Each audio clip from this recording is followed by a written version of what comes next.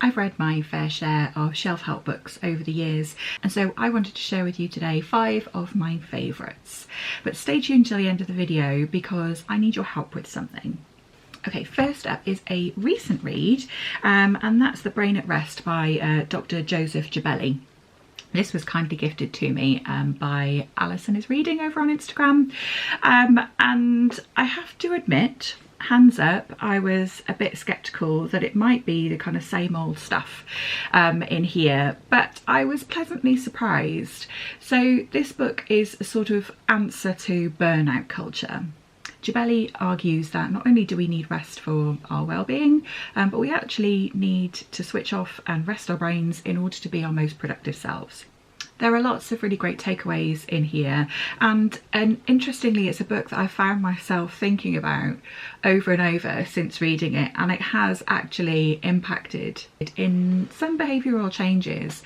I'm reminded of this book when I have a moment that's not filled with something else and I'm reaching for my phone to scroll. Actually, I could just let my brain have a wee switch off for a minute. But it's one of those books that not only have I found myself thinking about more, but it actually impacted change.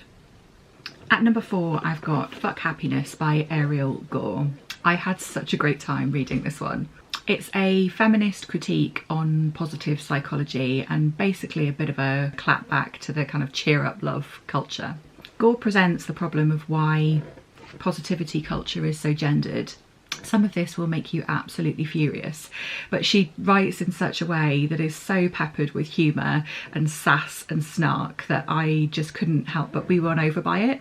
Gore is a scientist and researcher, so this could have actually been quite dry, but she presents her findings with that kind of humour and relatability that I really enjoyed. Heads up, this is a little bit American-centric, but the takeaways are universal. At number 3, I have How to Keep House While Drowning by K.C. Davis. Sorry, this is gold on the cover, it's not very easy to see. It's a little slip of a book, but so much wisdom and helpful, compassionate stuff in here. One of the things that I really loved about this book is the way that it's written in a very accessible way. So right at the start of the book, K.C. Davis sets out how to read this book and makes it really clear that this is meant to be accessible and friendly for people who are neurodivergent. And that includes the font that they've chosen and how the layout is, but also there's a really straightforward way to kind of like navigate through the book where you can skip over bits and just get to the real kind of like key points, and that's really straightforwardly guided out throughout the book. So I really liked the fact that she's done this. The thing I liked about this book is that it's really practical. So K.C. Davis sets out, like, when you're not feeling your best self, here are the shortcuts that you can take to make life much easier for you so that you can still do the things that you need to get done, but in a much easier way. And also, P.S., be kind to yourself about it. And that's really the kind of takeaway message from here. For anybody who feels kind of not quite good enough in their kind of domestic life, I really recommend reading this one. At number 2, I have A Manual for Being Human by Dr. Sophie Mort. If you don't follow Sophie on social media, I recommend that you do. She has a really wonderful account. She's a clinical psychologist known as Dr. Soph. This one's a bit more chunky but no less readable. Dr. Sophie Mort sets out psychological theories and concepts that are grounded in her work, but in the most accessible, easy to understand and very human way. Sophie presents a typical issue that might impact on our mental health, like attending family events, for example. She sets out the reasons why things like that can be challenging to us in the most compassionate way, and then gives some really helpful practical tips on how to manage those things. And that's essentially how this work is set out. There's a section on social media and other bits and pieces that we're navigating all the time. The thing that's really stuck with me having read this book was just how affirming this was. So really kind of like recognising the human experience and the bits of it that are hard and meeting that with grace and compassion and love and kindness, and then also giving those kind of like practical tips on, okay, yeah, this is really difficult, this is why it's really difficult, it's okay, we all find this hard at different times, but these are the things that you can do to help. And I thought this was really super. And my number one recommendation for self-help books is The Happy Empath by Christine Rose Elle. I've spoken about this on my channel before. It's my favourite self-help book of all time because it's had such an enormous impact on me.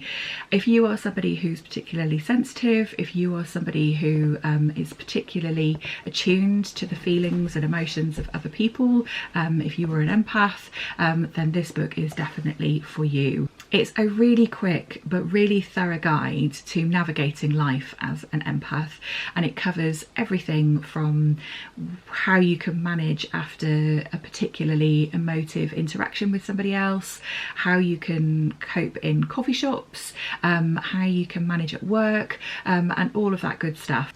But this is another one of those books that has had a really real and tangible impact on my life and how I behave. And having read this, I protect my space and my energy in a different way. I was very grateful to have picked it up.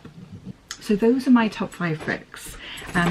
The rain has stopped, and so I'm now going to go on a dog walk, but I will take you with me briefly because I have something to ask of you.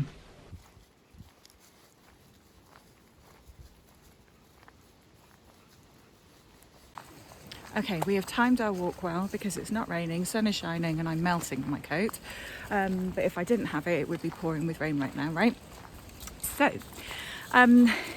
yeah, basically my reading lore started with self-help books.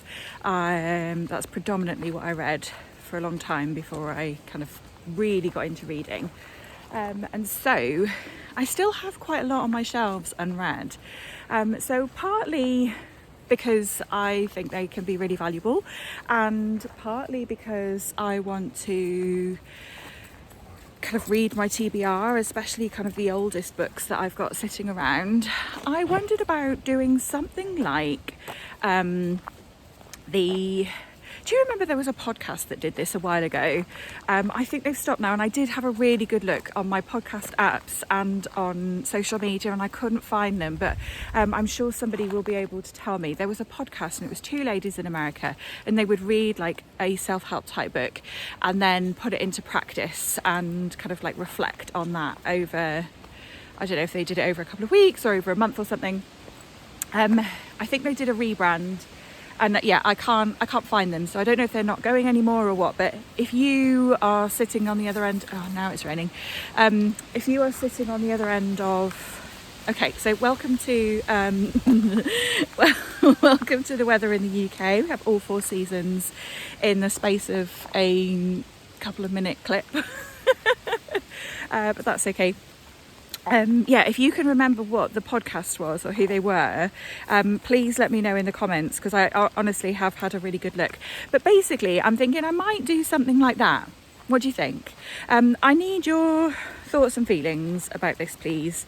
And also, if you have any recommendations for books that you think, actually, I'm curious about that, but I want to see what somebody else thinks first, let me be your guinea pig.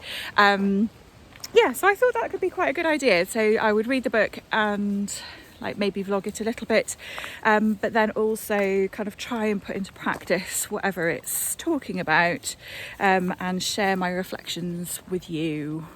Yeah, I don't know. What do you think? So yes, the help that I need from you. Firstly, can you remember the podcast? Secondly, is that a good idea or not? How might that work?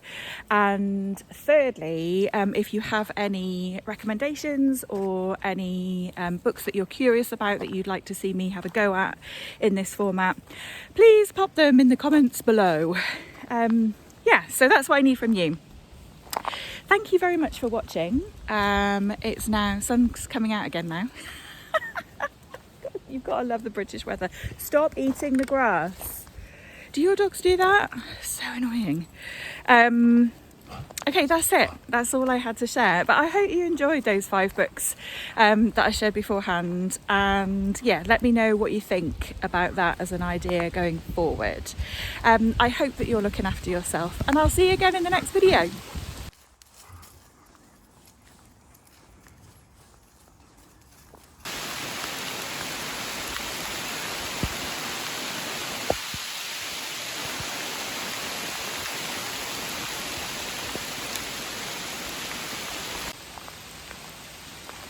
definitely needed a coat.